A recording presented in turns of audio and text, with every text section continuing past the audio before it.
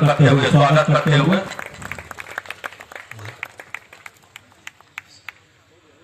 और सहायक संरक्षक सर के द्वारा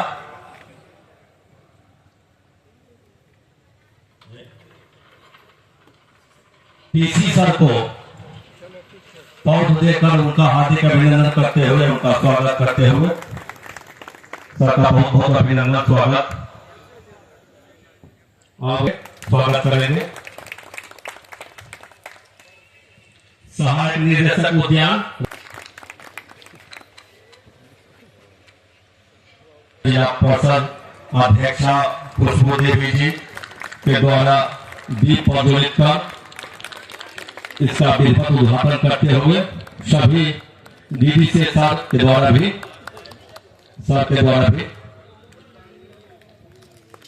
और आज श्री गणेश करते हैं और जो उद्देश्य है उसकी पूर्ति के लिए हम ईश्वर से प्रार्थना भी करते हैं कि यह मेला के द्वारा कृषकों का आर्थिक विकास हो, कृषकों का ज्ञान में वृद्धि हो और हमारे जिला कृषि पदाधिकारी महोदय के द्वारा भी किसान दिवस की बहुत बहुत बधाई।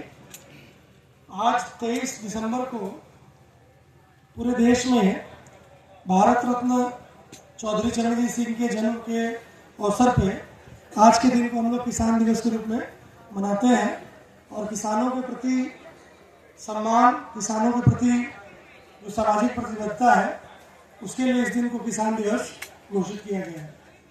संयोग से हम लोग अभी सुशासन सप्ताह मना रहे हैं जिसका इस बार का थीम है प्रशासन गांव की ओर। तो मुझे लगा कि प्रशासन गांव की ओर जाएगा तो प्रशासन क्या सुनेगा।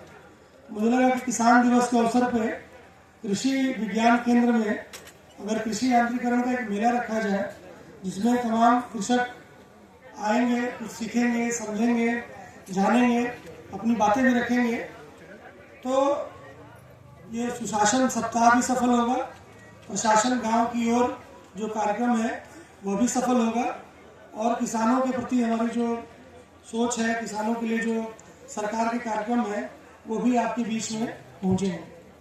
आप लोगों से बहुत ही सार्थक और अच्छी जानकारी प्राप्त हुई है, कुछ फीडबैक भी प्राप्त हुआ है। मैं ज़रूर उस पर काम करूंगा कि जो किसानों की समस्या है उसको कैसे दूर किया जाए और आमजन को जो समस्या आ रही है, चाहे वो राजस्व विभाग से हो, चाहे वो सर्वे विभाग से हो, चाहे वो खाद्य विभाग से हो, चाहे वो आपूर्ति से हो, चाहे वो पैक से हो, चाहे वो जल प्रमंडल से हो, सिंचाई से हो, भूमि संरक्षण से हो, मत्स्य और गौ से हो, सब कुछ का मूल खेती है। अगर जिस साल खेती अच्छी होती है उस साल अर्थव्यवस्था में बहुत बढ़िया गति रहती है। जिस साल खेती कमजोर होती है उस बार बाकी चीज़ें कमजोर हो जाती है और ये सब चीज़ों को लोगों ने कोरोना में देख लिया है। अगर आपके पास खाने के लिए रहेगा तो कम कपड़े में भी गुजारा हो सकता है, बिना टीवी और बिना मोबाइल के भी गुजारा हो सकता है।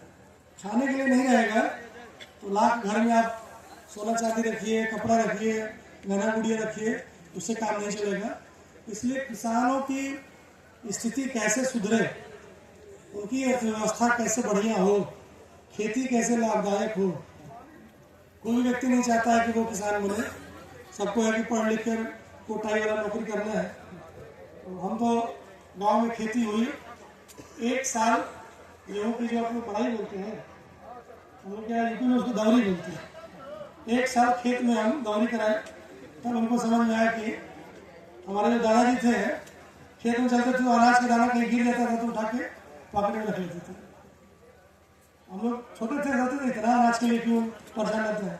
खाना खा के जाते थे तो हाथ जो गाय भैंस के लिए रखा रहता था और उसी में जाकर हाथ धोते थे, हाथ में जो कुछ लगे वो भी उसी में जाए। तो जब एक साल दौरी कराए रात के 2-3 बजे तक लग के गेहूँ की बढ़ाई हुई तब समझ में आया कि कितनी मेहनत से अनाज पैदा होता है और कृषक का कितना ज़्यादा मोह अपनी फसल के प्रति होता है कि वो फसल लगाता है, चाहता है कि फसल में अच्छी वृद्धि हो, उसमें कोई रोग न लगे, कोई जानवर उसको क्षति न पहुंचाए और फसल जो उगी है उसे घर तक ठीक से पहुंच जाए। काम तो बहुत करना है, सरकार ने बहुत कुछ किया है। सर बिहार सरकार पहले से राज्य सरकार है जिसने कृषि रोड मैप बनाया है। चार बार हमने कृषि रोड मैप राष्ट्रपति महोदय के हाथों से उसको उद्घाटन कराया है और काफ़ी अच्छा काम हो रहा है। राज्य को कई बार कृषि कर्मण पुरस्कार मिला है, लेकिन ग्राउंड लेवल पर किसानों की स्थिति में सुधार करने की अपेक्षा है और हम लोग वो कर सकते हैं अगर सभी लोगों का सहयोग मिले, आपसे सही फीडबैक मिले, हमारे सभी कर्मचारी ठीक से काम करें और जो पूरी प्रशासनिक व्यवस्था है उसमें लोगों के बीच में एक संवाद कायम रहे, तो जो भी यंत्र उपलब्ध है, जो भी मशीन उपलब्ध है, जो भी टेक्नोलॉजी उपलब्ध है, उसका उपयोग करके हम लोग खेती में और वृद्धि कर सकते हैं। और जो बात कह रहे थे कि बिहार पूरे देश को नहीं पूरी दुनिया को खाना खिला सकता है, एकदम सही बात है।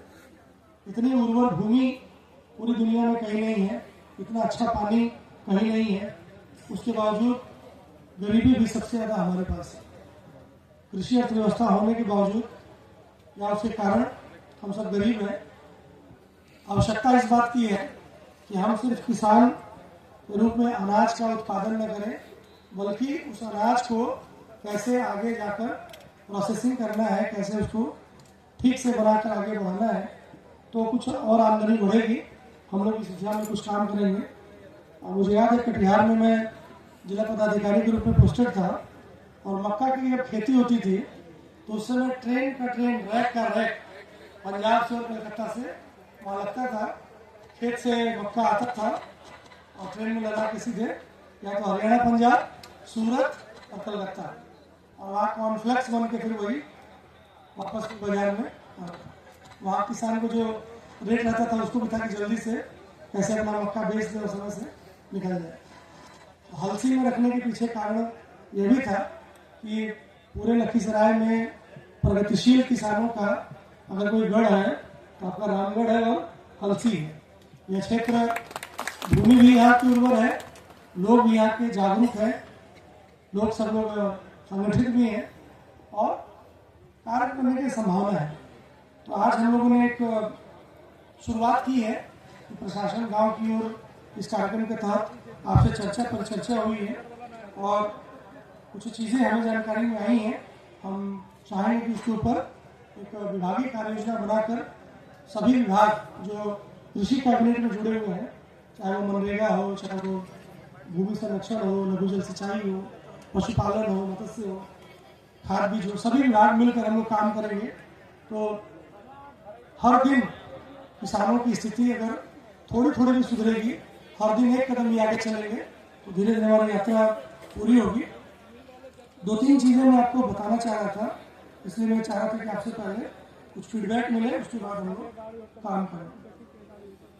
पहली जो चीज़ मुझे बतानी थी आपको वो यह कि राजस्व में और भूमि जो समस्याएं आ रही हैं उसके लिए हम लोगों ने अभी परसों ही पूरे जिले के सभी थाना प्रभारी को बुलाकर, सभी अंचल अधिकारी को बुलाकर, राजस्व की पूरी टीम को बुलाकर एक ट्रेनिंग दिया है और साथ ही साथ जो भी समस्याएं उनको आ रही हैं या जो समस्याएं फील्ड में भी बची हुई हैं उसके बारे में जायजा लिया है।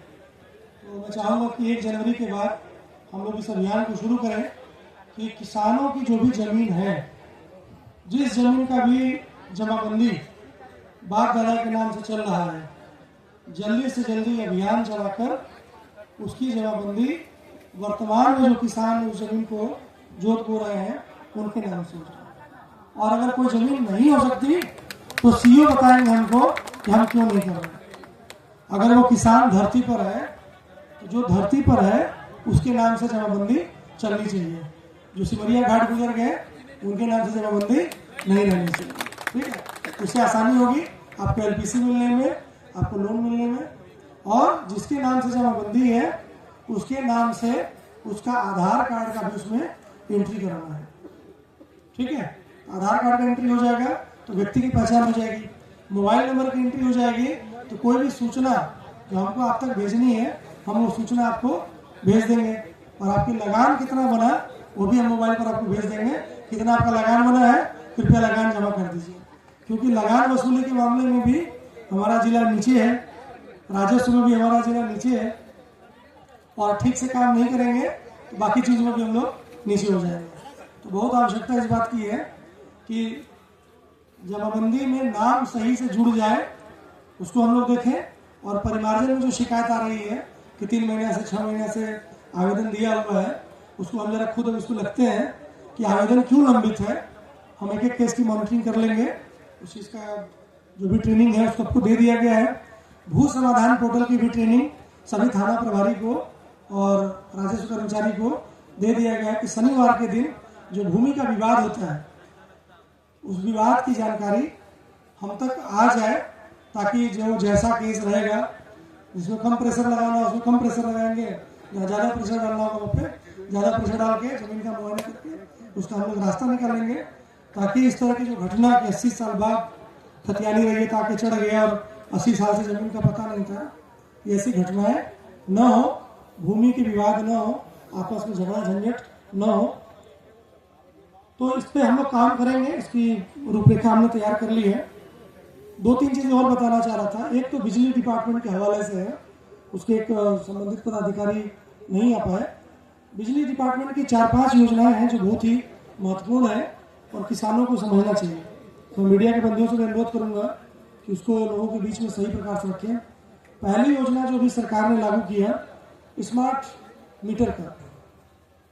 अब स्मार्ट मीटर के बारे में कुछ लोग कहते हैं कि सर हमारा पुराना फोन था, हमने पुराना फोन खरीदा था तो हम पुराना फोन ही चलाएंगे, नया फोन आप फ्री में देंगे तो भी नहीं चलाएंगे।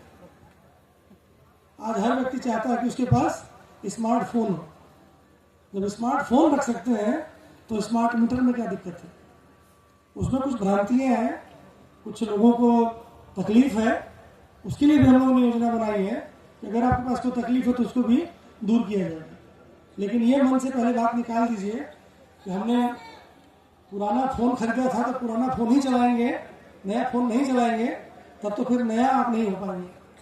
हमने पुराना कपड़ा सिलवाया था तो पुराना कपड़ा ही पहनेंगे, नया कपड़ा आ गया तो नहीं पहनेंगे। नया समय के साथ नई तकनीकी आती है, नई तकनीकी को शामिल करना होगा। उसमें जो समस्याएं हैं वो दूर करेंगे हम लोग। जो समस्याएं हैं उसमें धीरे धीरे उस समस्याओं को दूर किया जाएगा। जो भी समस्या आप शेयर कीजिएगा हम लोग उसके लिए भी तत्पर है, उसको भी दूर करेंगे।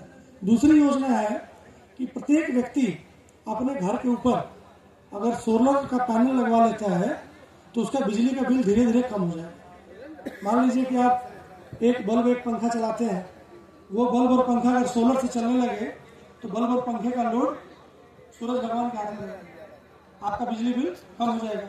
तो जितने ज़्यादा लोड का सोलर पैनल आपके घर पे रहेगा उतना बिजली का बिल आपका कम है। पैसा आपके पास बचेगा तो पैसा दूसरे काम में आपका लग सकता है। सरकार उस योजना पर भारी सब्सिडी दे रही है। मैं चाहूँगा कि हम लोग उसके लिए विशेष रूप से बात रखें। तीसरी योजना है जो सोलर पंप के बारे में कह रहे थे कि ट्रांसफार्मर के बगल में जहाँ आपका टुल्लू पंप जैसा है कि जो डीजल का जो पहले पंप हुआ करता था उसकी जगह सोलर पंप लगा के पानी निकाल के उससे पटवन कर सकते हैं। चौथी जो योजना है जो बहुत ही महत्वपूर्ण है, गांवों में हम लोग सोलर स्ट्रीट लाइट पंचायती राज विभाग से दे रहे हैं। हर एक वार्ड में 10 सोलर लाइट लगाने की बात है।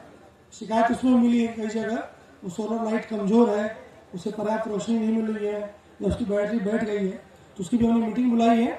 उसको भी हम लोग ठीक कर रहे हैं कि गाँवों में सोलर लाइट से गाँव रोशन हो ताकि बिजली का बिल किसी को न भरना पड़े। और पांचवी जो महत्वपूर्ण योजना है जिसमें उसको कुसुम श्री योजना के नाम से रखा गया है कि अगर किसी के पास बहुत बड़ा खेत हो और चाहे वो व्यक्ति तो जो अपना बिजली का PSS होता है जहाँ से बिजली सप्लाई की जाती है उसके 5 किलोमीटर के दायरे में हो तो अपना सोलर का प्लांट लगा सकता है। 5 एकड़ जमीन पर सोलर पैनल लगाएगा, थोड़ा उसमें पैसा खर्चा होगा, लेकिन वो उसी व्यक्ति के लिए जो समृद्ध किसान हो जिसके पास 5 एकड़ से ज़्यादा जमीन पड़ी हो, उस पर सोलर पैनल लगाकर और वो अपनी बिजली बेच देगा सरकार को। तो 6 साल में उसका बिजली का दाम जो लगाया है लागत वो निकल जाती है और 25 साल का एग्रीमेंट होता है। तो अगले जो 19 साल है वो पैसा बैठ के खाना है। उसमें उसके पास हर महीने 4 लाख रुपया के आसपास अभी के रेट पर 4 लाख रुपया बिजली का उसकी कमाई है। तो जिसके पास इस प्रकार खेत हो और भी तरीके इसमें बहुत से अपनाए जा सकते हैं। उसके पदाधिकारी अगर आए होते तो और अच्छे से बताते उसके बारे में, लेकिन हम लोग चाह रहे हैं कि लखीसराय जिला में इसकी संभावना बहुत ज़्यादा है, क्योंकि बहुत से ऐसे खेत हैं जो बंजर पड़े हुए हैं। गर्मी के दिन में खूब बढ़िया गर्मी पड़ती है, खूब अच्छा सोलर का पावर जनरेशन होगा और किसानों को धूप में भी, खूब कड़की की धूप होगी, उस धूप में भी पैसा आपको जनरेट होकर मिलता रहेगा। इस प्रकार से एक अलग अलग विविधता में जब जाएंगे तो समृद्धि बढ़ेगी। सिर्फ एक चीज़ की गेहूं की फसल या चावल की फसल करेंगे तो उससे बहुत समृद्धि नहीं है। पूरी दुनिया इस बात को मान रही है कि जो मोटा अनाज जिसको बोलते हैं या मिलेट बोलते हैं, वो खाने से स्वास्थ्य भी अच्छा रहता है, खेत भी अच्छा रहता है, मन भी ठीक रहता है। और लोगों को अलग अलग प्रकार की सब्जियों में, फल की खेती में, मोटे अनाज की खेती में जाने की आवश्यकता है। इस प्रकार से बहुत चीज़ें हैं जो हमें करने की आवश्यकता है। जल संरक्षण के लिए विशेष रूप से प्रयास करने की आवश्यकता है कि जहाँ जल है वहीं पर जीवन है। अगर जल खत्म हो गया या जल की कमी हो गई तो खेती के लिए भी पानी की समस्या है और जीवन यापन के लिए भी पानी की समस्या है। इसलिए जहाँ कुछ भी, चाहे वो चापाकल के पास सोख्ता बना सके या नहर कुछ बना सकते, आहार पानी के बारे में मनरेगा द्वारा बोला गया साफ सफाई कराने के लिए, इसी प्रकार से अगर कोई कुआं बना सके, सोख्ता बना सके, तालाब बना सके तो हम लोग उसमें आगे आना चाहिए, ताकि अगर हम जल संचय करते हैं तो उसके आसपास की जो मिट्टी है उसमें उर्वरता और बढ़ जाती है, नमी बढ़ जाती है, खेती अच्छी होती है और देखने में भी अच्छा लगता है। तो मैं चाहूँगा कि किसी किसान दिवस के अवसर पर हम लोगों ने जो सभी योजनाओं के बारे में आपको आज जानकारी दी, आपसे जो फीडबैक मिला, उसके आधार पर सभी संबंधित पदाधिकारी लखीसराय जिला के लिए क्या योजना बन सकती है प्रखंड वाइज, यानी कि सुरगढ़ा का योजना और हलसी की योजना में अंतर हो जाएगा, पिपरिया की योजना में और रामगढ़ की योजना में अंतर हो जाएगा। तो प्रखंड वाइज क्या हम योजना लागू कर सकते हैं, क्या चीज़ें हम उस प्रखंड में स्पेसिफिक रूप से कर सकते हैं। अगर इस प्रकार की योजना बनाकर हम लोग काम करेंगे तो डिपार्टमेंट से भी सहयोग मिलेगा, सरकार से भी सहयोग मिलेगा और जिला प्रशासन के स्तर से जो कुछ भी काम करना होगा हम उसे करेंगे और किसान भाइयों को राहत मिले, तभी वास्तविक अर्थों में किसान दिवस का आयोजन सफल होगा। तो मैं चाहता हूं कि आपके साथ आज के इस दिन की शुभकामना शेयर करूं और अंत में जय जवान जय किसान के उद्घोष के साथ हम इस वाणी को विराम देंगे। हम यहाँ मन से बोलेंगे जय जवान, आपको बोलना है जय किसान। जय जवान जय जवान जय जवान। ये नारा उस समय दिया गया था जब देश के ऊपर भीतर से भी संकट था और बाहर से भी। जय जवान का नारा दिया गया और खाद्य संकट था, इसलिए जय किसान का नारा दिया गया। तो हम जय जवान और जय किसान से आज आगे बढ़कर जय विज्ञान और जय अनुसंधान पर आ गए। अगर हम वैज्ञानिक तरीके से खेती ही नहीं, किसी भी चीज में अगर हम वैज्ञानिक तरीके से अपनाते हैं तो विज्ञान हमारी मदद करेगा। और सिर्फ विज्ञान अपनाने से नहीं काम होगा, उसके साथ साथ हमें अनुसंधान भी करना पड़ेगा कि हम नई चीज क्या कर सकते हैं। अगर हम मन लगाएंगे, दिमाग लगाएंगे, उसी काम में हम नई चीज भी खोज सकते हैं। तो फिर से जय जवान जय किसान जय विज्ञान जय अनुसंधान। सबको बहुत बहुत बधाई आज के दिन की। भारत माता की जय। जय हिंद जय बिहार।